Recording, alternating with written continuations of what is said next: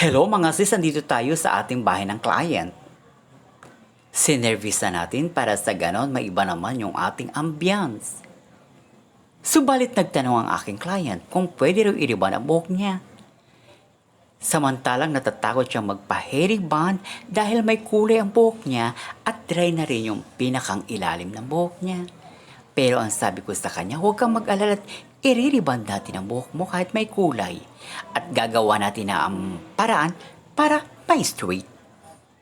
So ngayon ang ginawa ko muna sa ating client, binasa ko muna yung buhok niya para medyo tumabang yung pagkakalagay natin ng number 1 treatment. At heto ngayon tayo naglalagay. At sa bawat paglalagay natin, nananatili na doon tayo parating nagseseksyon. At hindi naman pwede na makapal ang pagkakakuha natin doon sa bawat hibla ng buhok ng ating client. Kailangan ito ay section by section para sa ganun maganda at pantay-pantay ang pagkaka-straight ng buhok ng ating client. At pagkatapos naman nating malagyan ng number 1 treatment, heto naman ay ibababad natin ng 25 hanggang 30 minutes para sa ganun umepekto yung kanyang gamot. Subalit binalawa natin tinanggal yung pinakang number 1 rebonding.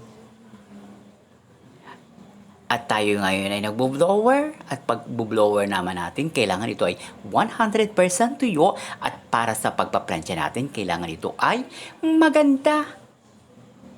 Hayan at tayo ngayon ay magpaplansya.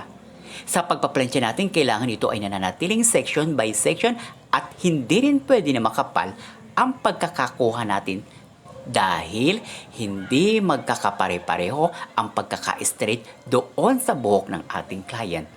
Kailangan sa bawat kuha ng ating buhok sa client, kailangan pare-pareho. At hindi rin pwede na makapal dahil hindi maganda ang magiging result. Subalit nang matapos na tayong magplansya, ito naman ay ating nilagyan ng second neutralizer treatment, number 2. At ibababad natin ito hanggang sa ito ay umepek. 30 minutes. Ayan, binalawan na natin ang conditioner at walang shampoo. Ibo-blower na natin to ng bonggang-bonggang blower para sa ganon makita natin ang pagkaka-rebond doon sa ating client.